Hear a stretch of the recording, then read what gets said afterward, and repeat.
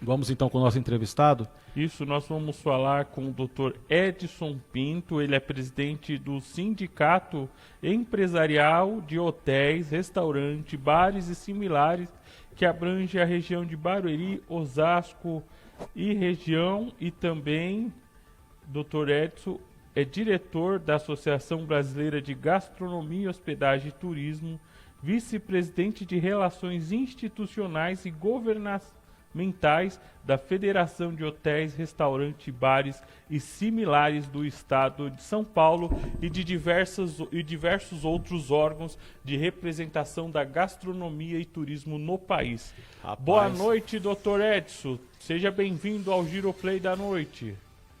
Boa noite, Alô? Dr. Edson. Boa noite. Tá me ouvindo bem, Rodolfo? Tudo bem? Seja bem-vindo ao Giro da Noite. É um prazer falar com o senhor. Muito obrigado, meu amigo Rodolfo Andrade, Adriano Timóteo. Boa noite, é um doutor. prazer falar para você e para os ouvintes do Giroplay.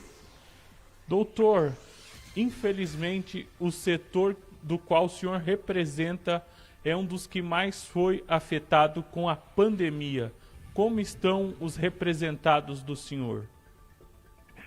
Rodolfo, primeiro agradecer o convite, obrigado pela oportunidade de poder contribuir com o debate e trazer um pouco do drama que atravessa o nosso segmento.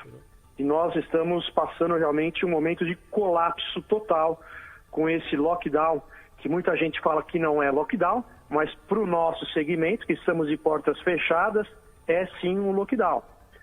Nós temos hoje cerca de 70% dos hotéis estão fechados, embora os hotéis sejam reconhecidos como de utilidade pública e serviços essenciais, mas o fato é que não existe turismo que justifique os hotéis estarem abertos. Então, quem está aberto é porque tem, às vezes, um contrato de moradia com o hóspede, ou mesmo está atendendo uma questão de utilidade pública, alguém que precisa sair da sua residência e vai se hospedar no hotel. E os bares, restaurantes, casas noturnas, cafés, churrascarias, pizzarias, todos 100% fechados. Então é um momento de colapso que a gente está atravessando, Rodolfo. Doutor, já há algum estudo por parte dos senhores que mostra esse impacto no emprego das pessoas que trabalhavam nesses segmentos, aliás? Temos sim. Bom, mas antes acho que é importante trazer um pouquinho uma radiografia, um diagnóstico, para que os seus ouvintes compreendam a importância do nosso segmento. Uhum.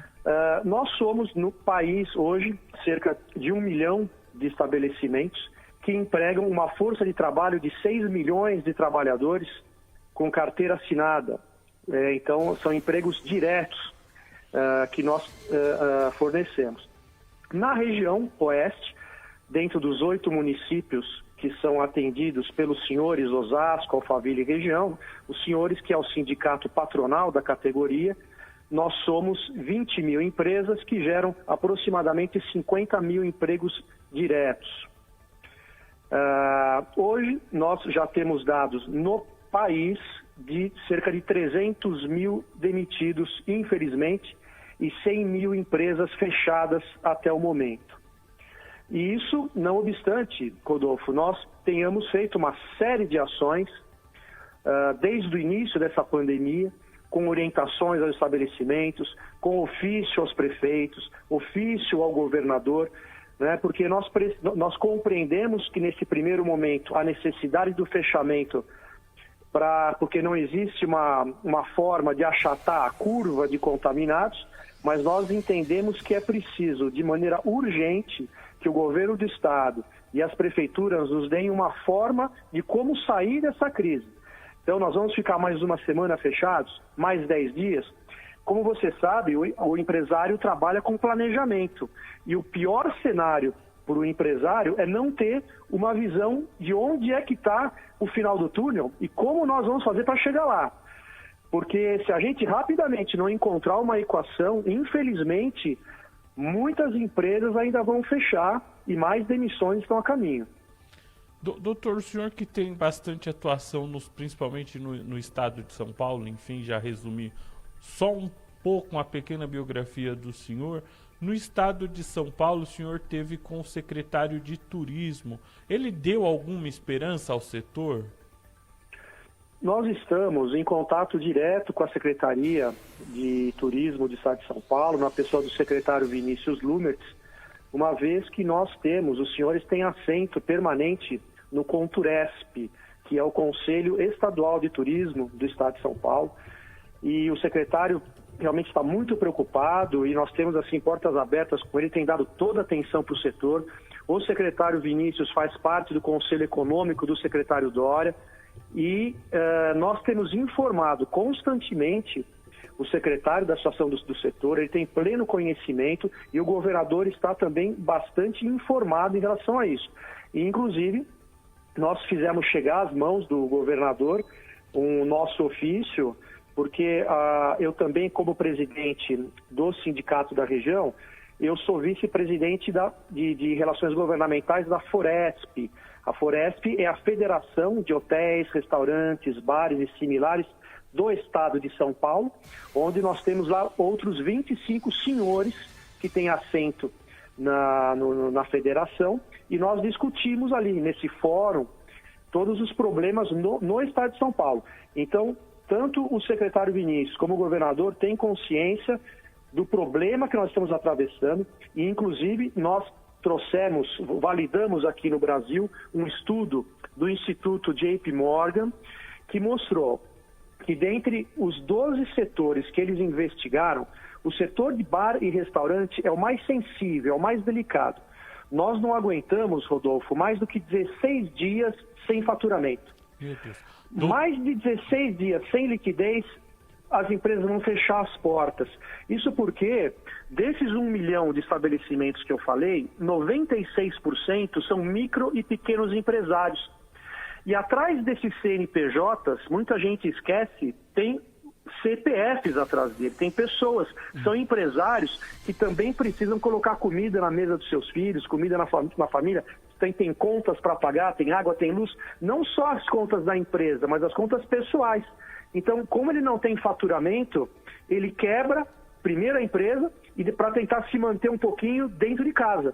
Então, infelizmente, essa semana que entra agora, a partir de hoje, o número de fechamentos vai ser muito grande. Doutor, nessa linha o senhor fez um estudo, principalmente o senhor na região oeste da Grande São Paulo, e apresentou aos prefeitos um estudo com a renomada JP Morgan. Explica para nós o que é esse estudo que no entendimento dos associados, enfim, do sindicato, é possível a abertura gradual principalmente de bares e restaurantes. Sim, no nosso entendimento, e toda a nossa equipe, até quero também agradecer de público a abnegada equipe dos senhores que continua trabalhando, nosso jurídico, a nossa secretaria administrativa, a gerência executiva, toda a nossa equipe está lá no sindicato, dando atendimento às empresas, atendimento aos contadores, trazendo informação, porque nesse momento a gente entende que é o momento de ajudar, de colaborar com informação de qualidade. Então, nós trouxemos esse estudo do JP Morgan e estamos municiando o governo do estado e os prefeitos exatamente isso que eu coloquei para vocês, que é um estudo econômico do impacto nas micro e pequenas empresas, que essas empresas não conseguem uma sobrevida acima de 16 dias sem ingresso de recursos no caixa da empresa. Então, como nós já temos 100 mil empresas fechadas no país hoje, a partir de agora, infelizmente, esse número vai crescer. E junto com esse estudo, nós trouxemos algumas alternativas aos prefeitos e ao governador, porque nós estamos observando que nós estamos conseguindo achatar essa curva, que as UTIs dos hospitais não estão lotados. Então, é possível, dentro do impacto epidemiológico, fazer uma questão socioeconômica de cada município, de cada localidade e, paulatinamente, trazer a abertura desses estabelecimentos. Não as baladas, não as casas noturnas, que esses estabelecimentos realmente geram grande aglomeração e esses têm que esperar um pouquinho mais. Mas existem bares e restaurantes que nós estamos trazendo uma proposta factível, Rodolfo, de execução, Por exemplo, abrindo com 50% da capacidade. Então, o setor vai fazer esse sacrifício, vai fazer esse esforço de colaborar com as autoridades, diminuindo a capacidade,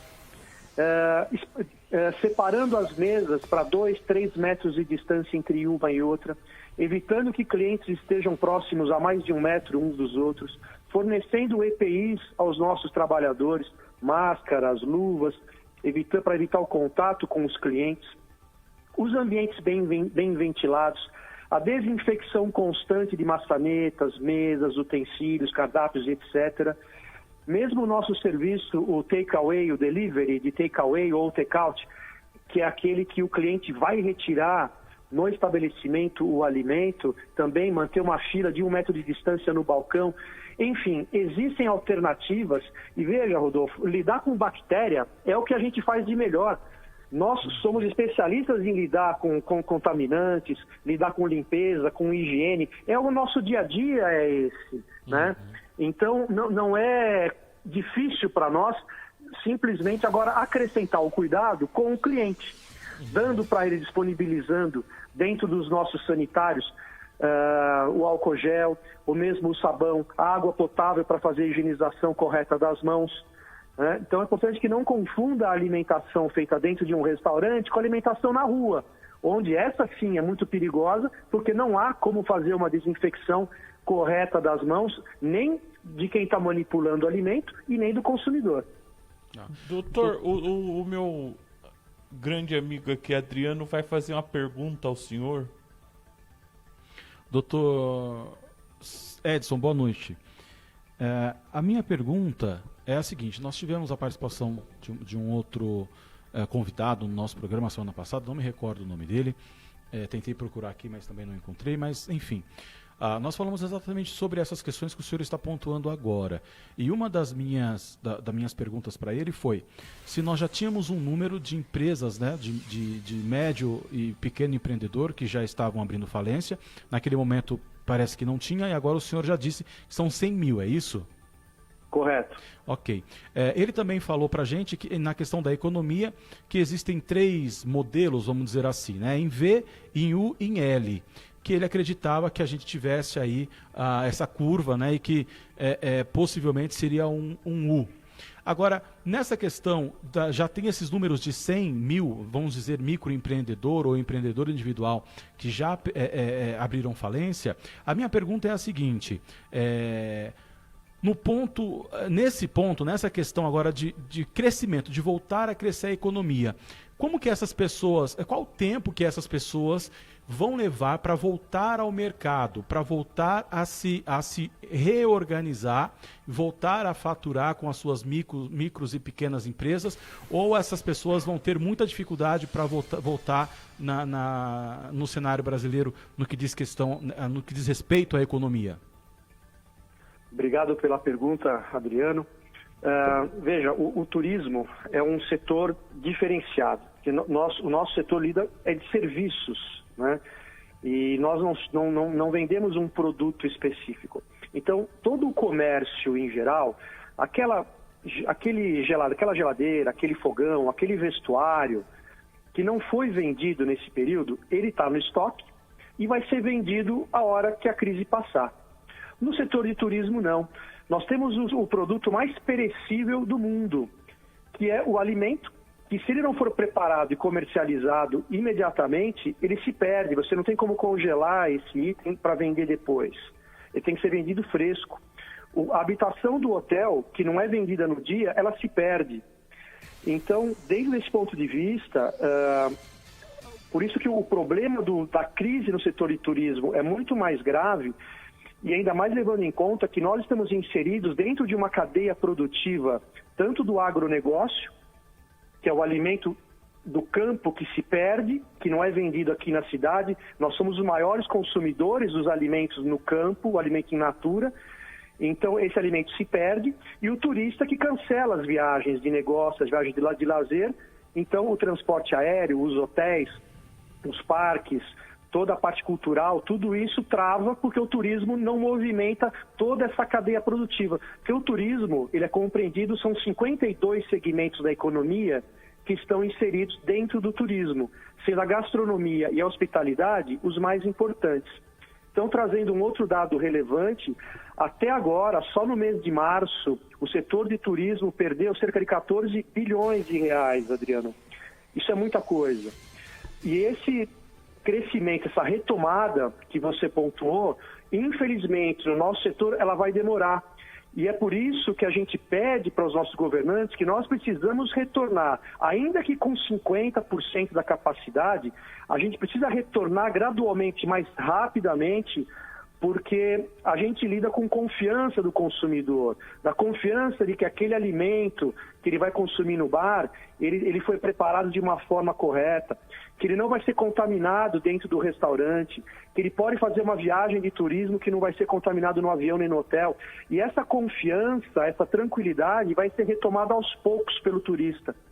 Então, diferente de outros setores, que assim que melhorar essa curva, melhorar a segurança, já vão voltar a consumir, no turismo não, ele vai demorar mais.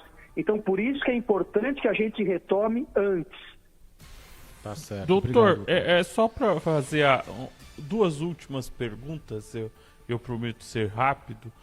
As grandes marcas de cerveja, principalmente naquelas lives que estão na moda agora nos últimos 15 dias, têm anunciado algumas medidas, principalmente para os setores dos pequenos bares. Como o senhor vê essa ação? Eu não entendi ainda como é que vai ser, não divulgaram de fato como será essa ajuda. Como que o senhor vê isso? Olha, é muito interessante, né? Mas é muito mais uma ação de marketing dessas empresas, propriamente, do que uma ajuda ao estabelecimento.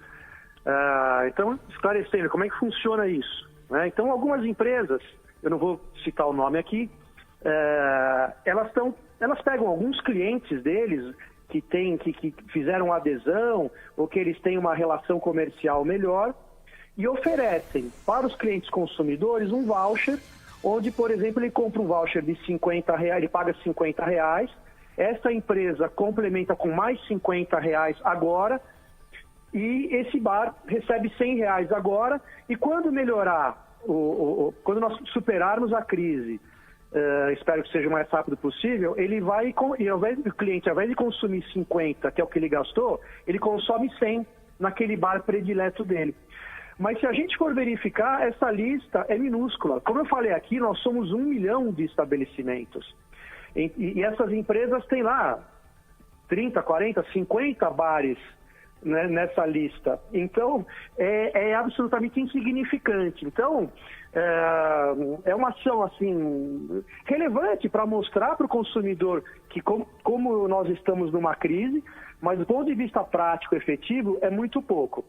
O que é que o sindicato fez, né, do ponto de vista... São duas questões importantes que estão sendo abordadas. Na verdade, 3. Uma do ponto de vista de relações do trabalho, outra do ponto de vista tributário e outra do crédito. Das relações de trabalho, o sindicato patronal, que é os senhores, e o sindicato dos trabalhadores, o Sintoresp, lá, desde quando começou a crise, lá atrás, nós já rapidamente formatamos um termo aditivo à nossa convenção de trabalho, possibilitando férias coletivas, suspensão do contrato de trabalho e redução de jornada com redução do salário. Muito antes da medida provisória do governo federal. Agora o governo federal veio com a MP 936 e regulamentou tudo isso que nós já tínhamos feito.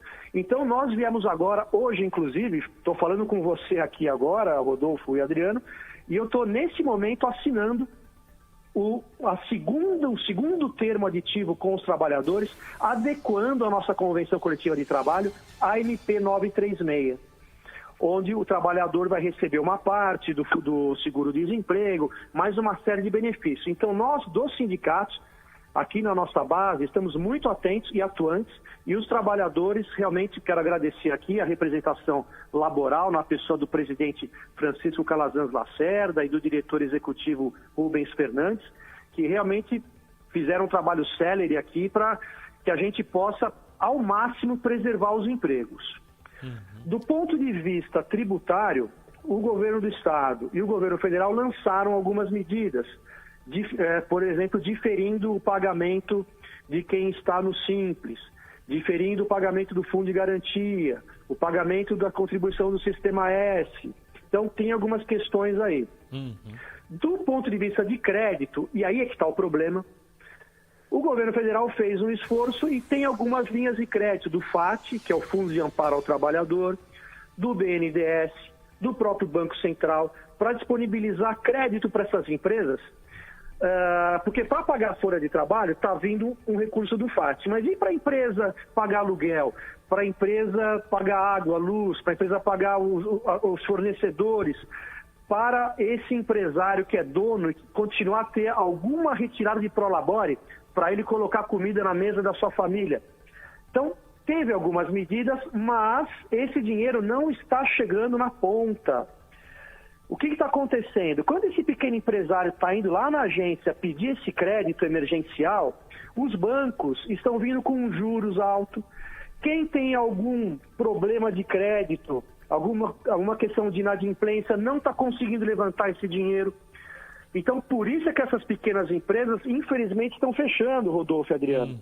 E é por isso que a nossa confederação, que nós somos filiados à CNTUR, que é a Confederação Nacional do Turismo, semana passada ingressamos com uma ADIM no Supremo Tribunal Federal para que os bancos sejam obrigados a disponibilizar esse crédito do governo federal sem verificar se a empresa está com o nome sujo, sem atribuir juros maior que o de mercado, nesse momento difícil que a gente está atravessando. Doutor, eu quero agradecer a sua participação, agradecer a sua disponibilidade e ter esclarecido esse que, no meu ponto de vista, é um dos setores que mais foi atingido com essa crise. Doutor, boa noite, obrigado. Eu agradeço a oportunidade, um abraço aos seus ouvintes e a vocês. Boa noite. Obrigado. Obrigado, doutor. Obrigado pela participação.